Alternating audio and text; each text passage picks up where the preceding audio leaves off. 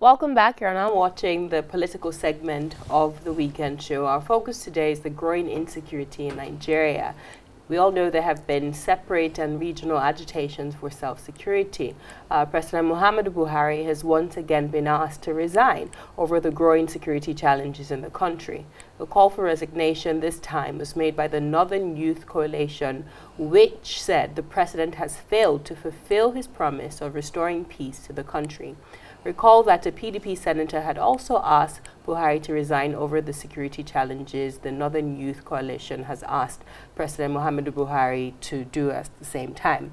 So in today's program, we'll be speaking to a security expert and a gentleman that knows the core of these issues, the genesis of these issues, and he would also prefer solutions moving forward.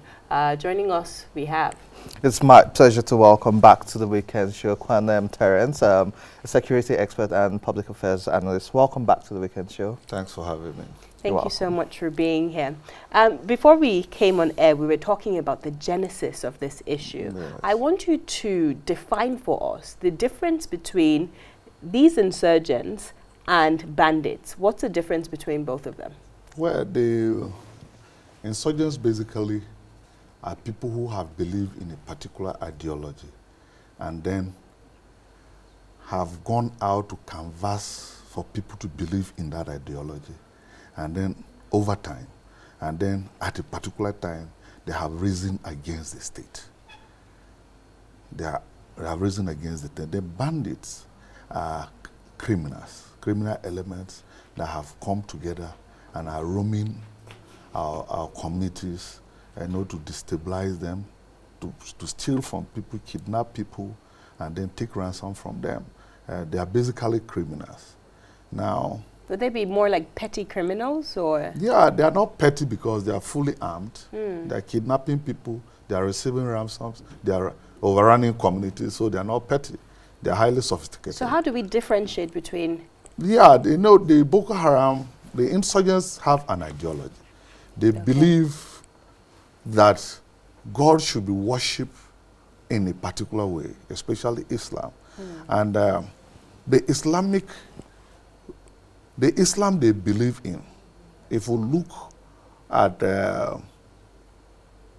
crops of them that had links with places like India, Somalia, they are hardliners.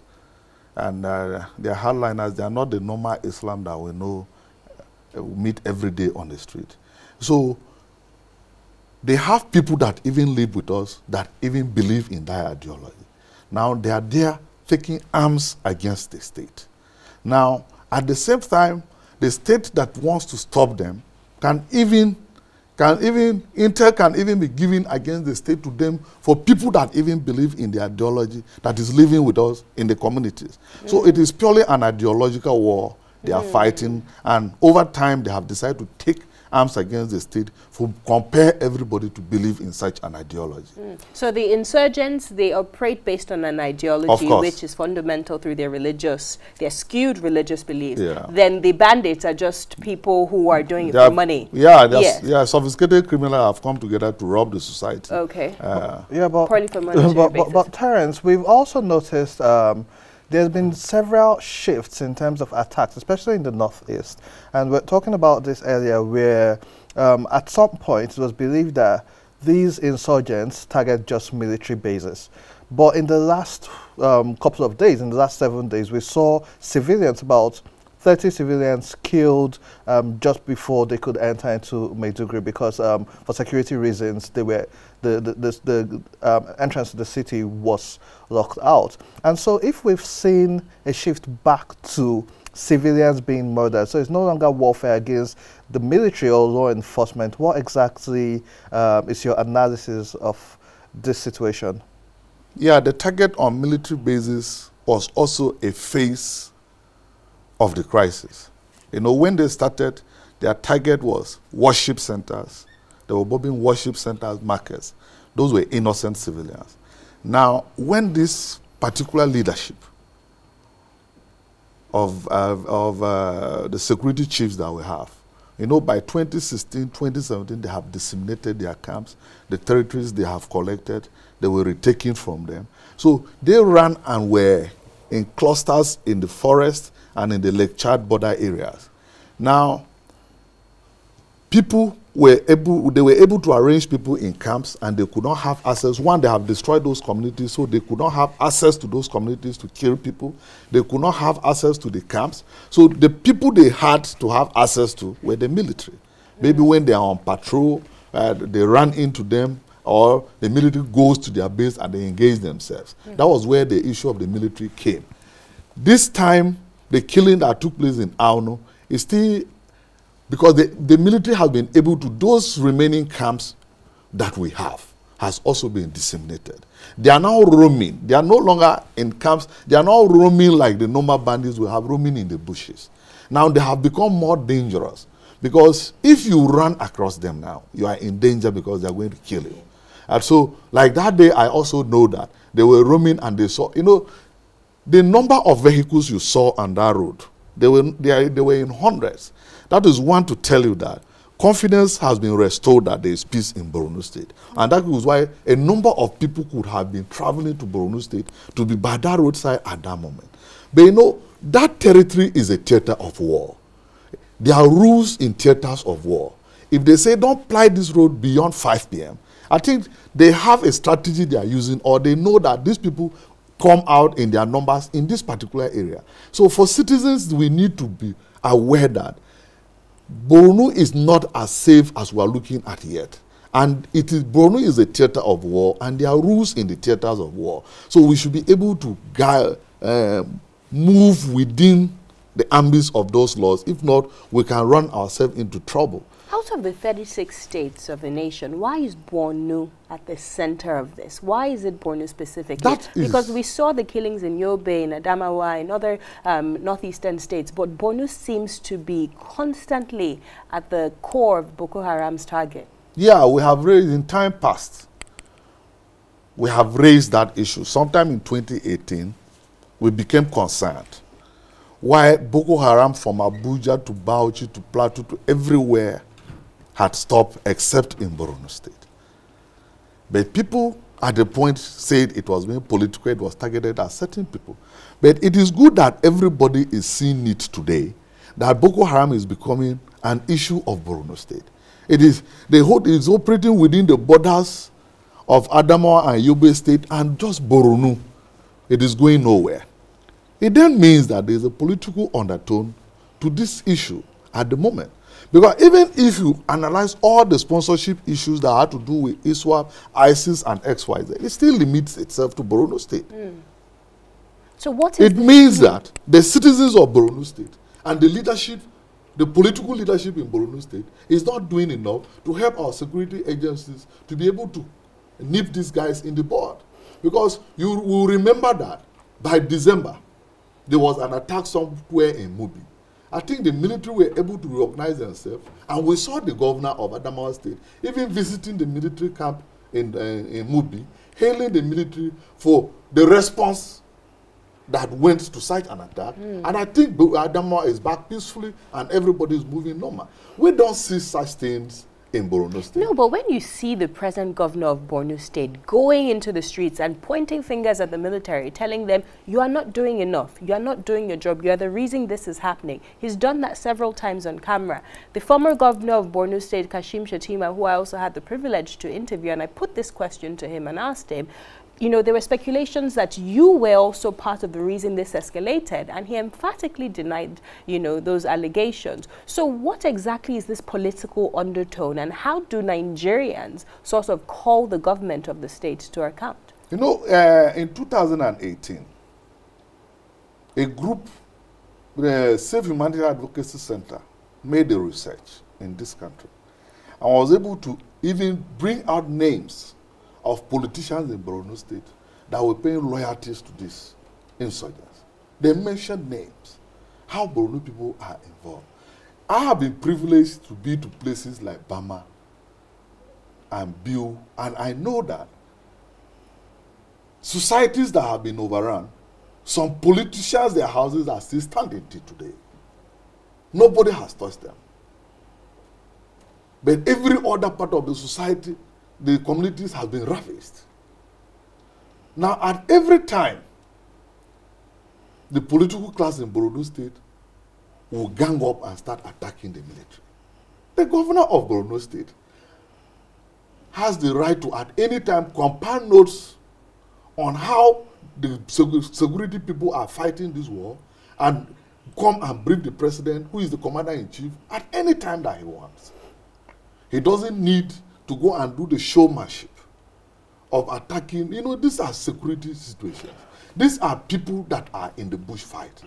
Now, if you go public, talking to them in that manner, you expect them to go and be in the bush. People are being in the bush. Well, someone has to call these people to order, because specifically he was talking about them collecting bribes from people on that road, because he went there and he saw that there was traffic backed all the way up, and he went to the front to see what was happening. And it was the military collecting 20, 50 naira from the citizens during such a crisis. You know, so the governor had to come out and speak out against that. And also, Terrence, let me tell you the contradiction. Okay.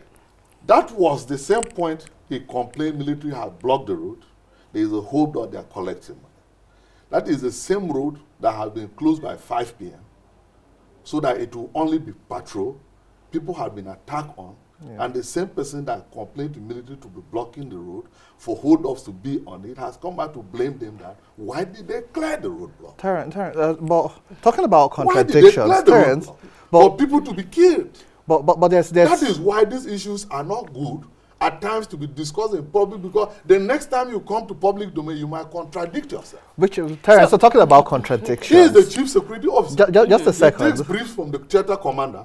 He takes briefs from all security heads. He has the right to take this brief to discuss them with the commander-in-chief. Terrence, but talking about the commander-in-chief and contradictions, it was reported in several newspapers, I think on Monday and Tuesday, after the visit of the president to Borno State, where it was reported that the president blamed the indigenous citizens of the state for cooperating and collaborating with Boko Haram, which is why this issue is still ongoing. So I see a lot of goalpost shifting. Someone is blaming the military, the commander-in-chief is blaming the people, and these are the people who are getting killed. So isn't this still political, like Osasu is trying to say? The governor is trying to say, you know what, we're not keeping this under wraps. Let the people see this is what's going on. Let's fix this situation. The commander-in-chief is saying it's the people's fault. But it's the people, the military men are dying. The people of the state are dying. So beyond the politics, what exactly is happening? Because human lives, these people have names, they have families, they have brothers and sisters. People are being killed. You know, there is a narrative that the entire Nigerian society is dancing to at the moment. It's the narrative of the insurgents. At the time we were discussing that they killed people in Kuanum and there were attacks, we completely forgot that the military have opened 4 roads in Borno State that were closed for 8 years. Nobody is discussing those achievements. There are 4 roads that were closed for 8 years in Borno State. Right now, they are open for use till 6 p.m. You know, before now, they were only using Damaturu-Maiduguri Road. We have 4 more roads going to Biu and other places. Nobody. It is because of what? The insurgents are now setting narratives for us to put pressure on the military that is hitting them so hard so that they'll be demoralized for them to operate. And when they operate, who is at the receiving end? It's still us that are dancing to this narrative for them. Terrence, but if this is also happening, let's now come to the wider picture. Kaduna here. Yes. About 2 weeks ago, we heard that 250 bandits or insurgents were killed in an attack carried out by the Nigerian police force, where a Nigerian police Bell helicopter was shot. And it was brought back safely, but pilots were injured. Yeah. This is Kaduna, less than 3 hours away from the Federal Capital Territory, yes. And you're having such a huge base. So these bandits actually being cleared out from the northeast, or are they just moving to other places? Because in the last 2 years, we had a lot of issues with farmer header crisis, where people said, could it be that most of these insurgents are moving to other states and causing more havoc? Yeah, so this issue has even gone beyond those states. And now it's coming even closer to the center. So what then becomes the explanation for that? The issue of insurgents is separate from the issue of bandits and then the issue of farmer herder crisis. There are different security situations that we have. And I think it is, one, the issue of must bring in the military to come and police the country because of this issue of bandits and because of this issue of farmer herders, that you see agitations for community policing today. The issue of insurgents have been sufficiently dealt with. It is now an issue of Borno State and the issue. Now, many people would beg to differ. I'm so sorry, I have to interject. Yeah. When you say it has been sufficiently dealt with, we see videos on social media every blessed day of men of, you know, the army dying from lack of water, lack of food, you know, lack of equipment, lack of guns and stuff. And when you say it's been sufficiently dealt with, I feel those people are watching today and I'm like, they can't agree with you. Okay, you and I are aware that there was a time in this country before an IG would enter his office here, his boot was searched. We got to that level in this country. Today, we are discussing that insurgents is an issue of Borno State. I just want to give you an instance that before IG could get to his office at a point, this boot must be searched. So if you remove the categorization, if you remove the categorization... From Abuja to the northwest to the northeast states that were engulfed, today we're not discussing the issue of insurgents. But there's still insecurity. You know, when you discuss insurgency is separate from insecurity. They are handling them in different spheres. As we discussed today, the issue of policing the country is the issue that is in contention at the moment, because everybody has felt, including the police leadership, that they need community policing to be able to tackle these issues. Wouldn't you say it's more of a lack of confidence in the security system that is leading to these agitations across the regions for their own policing mechanism? Because if the law enforcement agencies were doing their jobs adequately, being well equipped and well staffed, will these regions ask to police themselves? No, I think we undermined the level these challenges will come and meet us long ago. And that is why today we are operating the 1943 Police Act. It's a pre-colonial act. If not, our constitution has stated clearly that the policing is the business, the state is the business of policing. Now, the state is not stated that it must be the federal government. The state are supposed to have their police because they make laws. They're supposed to enforce those laws. The local government is supposed to have their police. They make laws in their legislative houses. When you make a law, you enforce the law. Now, because we had undermined the level of this population, if we look today, if we watch the whole of yesterday, Egypt are crying because of their population evolution. As of yesterday, they discovered they hit 100 billion. And the leadership of the country cried because they don't have plans for 100 million people. So one, their economic plans have collapsed. Their security architecture have collapsed. We never look at those things until this thing has met us today. Now, the first thing to do is to secure those communities. And it's through community policing. Now, I feel that if a state has the capacity to be able to equip and run a place, state police, they should go ahead and have it. We are long overdue for that. And we cannot be running a pre-colonial police act with just some nominal adjustment that are editorial. I think we need to have a proper police act that will be able, we need to be able to police this country and leave the military out of it. I love that. We'll come back to that. Let's open up the phone lines. The number to call is 080-537-89021. That's 080-537-89021. Share your thoughts and comments with us regarding the topic of discussion. So, you've just said we should leave the military out of state policing. I completely agree with you. Why, in the first instance, do we have the military taking over the job of the police? It is because the police force that we have today is trained to operate on flat terrains, not on these complex terrains that these crises are taking place in. So they need the military to come in and assist them. They have that training. They would beg to differ. No, they didn't. I'm quoting the immediate past DIG operations. When there was an attack in Benue, and he was drafted to go there immediately. An attack took place on the 1st of January. He was in Benue on the 2nd. When he got there, he said that police are not trained for this kind of complex terrain. They are trained to operate on flat terrains. And that was why the military was called to come in and be able to stabilize the situation. And I've spoken to a lot of retired policemen in the force, a lot of high-ranking ones, who claim that the reason the military is taking over their job is simply due to budgetary issues.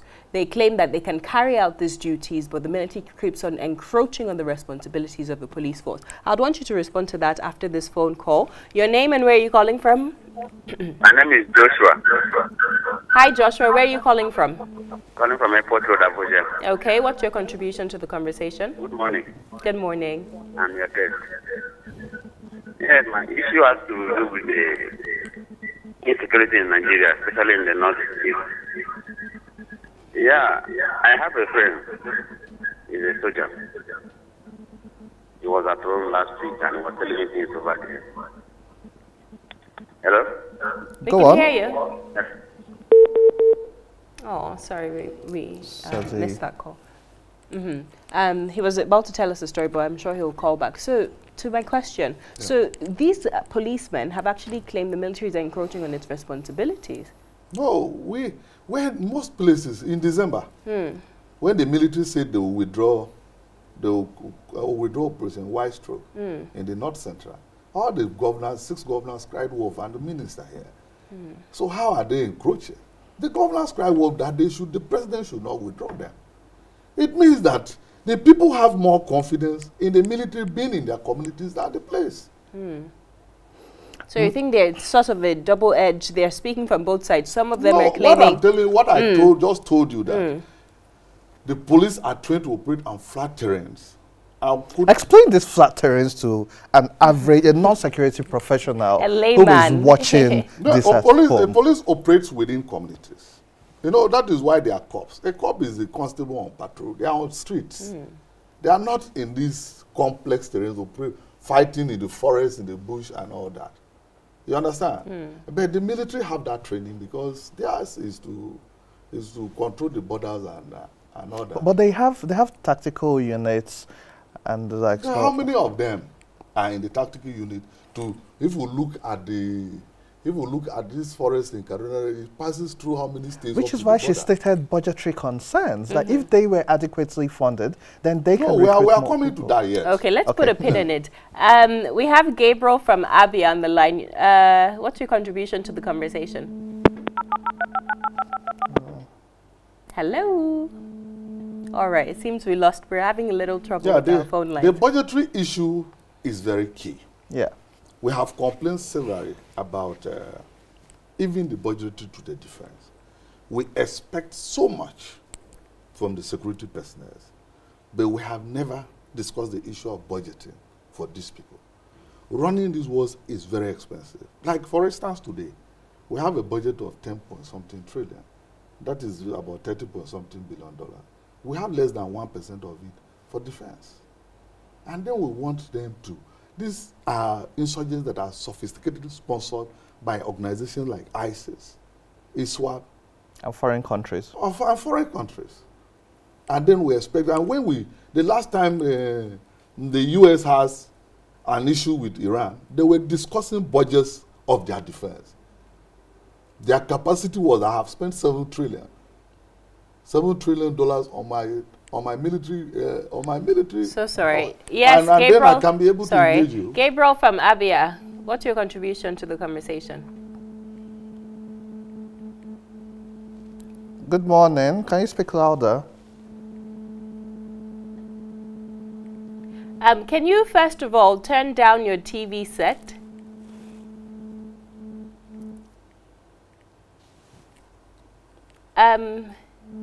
Okay. And the last time the military asked for $1 billion here, I think we played politics to it. See, today they didn't get that money.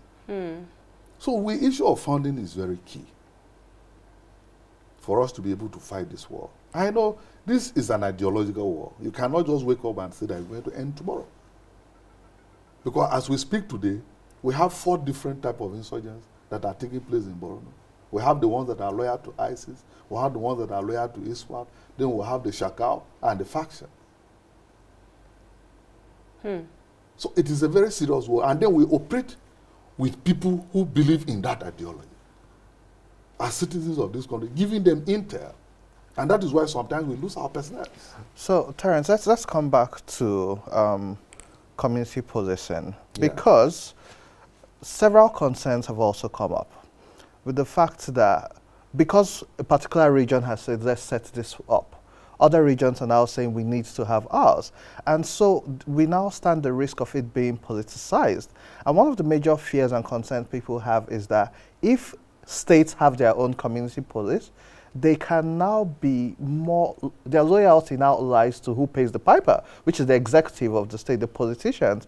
And so this becomes an army for elections where these people will do the biddings of the state government. And so that's one of the concerns when it comes to this state policing, that this could also become politicized like we're seeing with the regional agitations already, as opposed to dealing with the security problem. Yeah, the security problems we have already are concerns of after elections. The Boko Haram we're discussing here is an advent of after 2007 elections. We all know who brought them together. That is beyond them. The Fulani herders and the bandits we're discussing here is an advent of after 2015 elections. And then immediately we have another one that we are battling with, the reinsurgents. It's still the 2019. So whether we have state policing or not, where this politician goes to get these people and bring them into our communities to win elections, and then finding it difficult to control them to go back to where they brought them, and then they start attacking us, it's better we have community policing, so that even if they go to bring people, because we have community policing around that can give us intel, we know where they are, and when they are through with them, we can tell them, leave our communities. It is better we have people in the communities that are watching for us. Even if it is your brother that wants to come and beat you to collect a election, I think if he sees your face, I think there will be a level of, because bringing strangers to these communities is more dangerous, because when you stand up fighting them, you don't actually know where they are. They can run to anywhere. You cannot trace their roots or anywhere. So I think it's more dangerous. Keep bringing strangers in than bringing citizens in. Okay, we have Ellington from Edo State on the line. What's your contribution to the conversation? Please turn down your TV set. Good morning. Good morning. Hello, good morning. Good morning. It's not Eddie King. Eddie King. It's not Eddie King. Okay, good morning, Eddie King. Your contribution, please. Thank you for this discussion. Thank you for this discussion. And your guest there is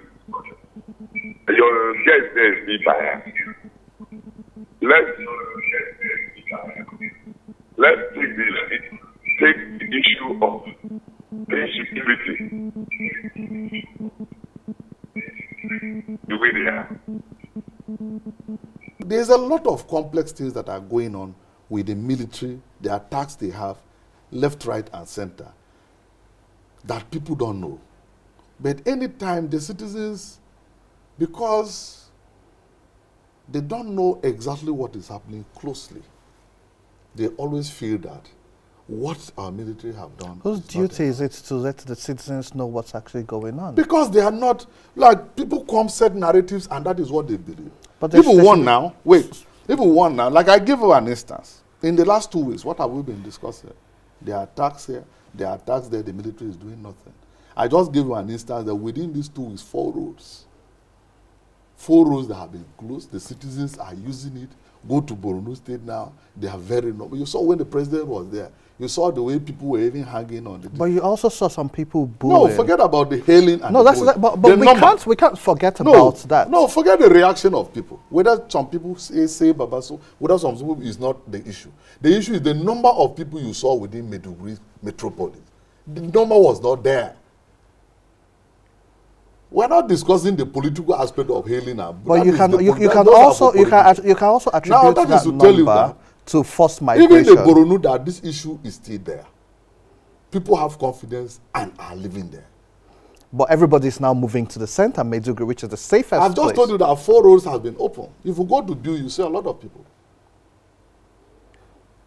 You see, I want to, so I always, as much, hold on one second, as much as we talk about the issues, I always love to end preferring solutions to whatever the issues are. Yeah. So your solution to the continuous insecurity, insurgency across the country, not just Borno State, is not to sack the service chiefs, because I don't think you're towing that lines. No, that is not the solution. That's not the solution. Exactly. So the service chiefs should remain that is not the in solution. your okay. So what do we do? What's the solution to? I think we need to motivate our military.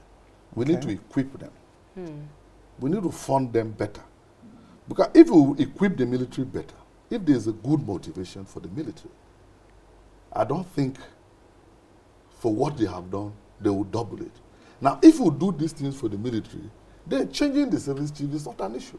But you can't leave the main issue on ground and then go and go and looking for scapegoats. Equip your military. Motivate them. In the last 10 years that we've been fighting, with all these territories they have captured for us, now it's just in Borno, who have we honored? Among all of them, who? What is the motivation that we have given to them? Nothing. All we keep doing is that we blame them. I mean, when the military is collecting 50 naira, 20 naira, when some of the soldiers are saying they're not being paid, of the war, the heart of the crisis, you see younger soldiers in the bush, you know, not having water to drink. They are fainting from a lack of water, a lack of food. What? And no, I'm not. All this allocation is already. No, that is strange until maybe I see a video of that. You haven't seen a video of that? No, no. Wow. No. Because I have been to the Northeast. Okay. In the last 4 years, every 90 days, I do a tour of the Northeast. Because Global Amnesty Watch, where I work, we are monitoring human rights situations in that place, especially, and the activities of NGOs. So you are always moving around. And just day before yesterday, there was a media tour of the entire Borno State by media editors in this country. They will bring out their reports. So most of these things you hear, they are narratives that are just being said. You know, there are some people... So you can't say this on national television. The collection of 50, 20 naira, we saw it. The governor came out and said, this is what is happening. You're saying it's a creation of our imagination. We've also heard soldiers saying they're not being paid their allowances. So even if more money is provided, how the soldiers in the field, those who have lost their lives, the wives are saying they can't even get access to the benefits which and also it's a slap in the face. You know, most of these stories when they come up in these reports, most times Amnesty International and the rest, when you go there and find out their lies, these are international organizations that are being used to say these narratives. So when you see these things coming from them, you think they are serious, but they are rather used to change narratives for this war. Okay, we'll have to have you back on the show because I'm sure there are lots of people that would like to respond to some of the things you've mentioned. That's all for today's program. You can find us on social media at Weekend Show NG on Instagram, Facebook, and Twitter. We'll see you same time, same place next week. And until then, take very good care of yourself. God bless you.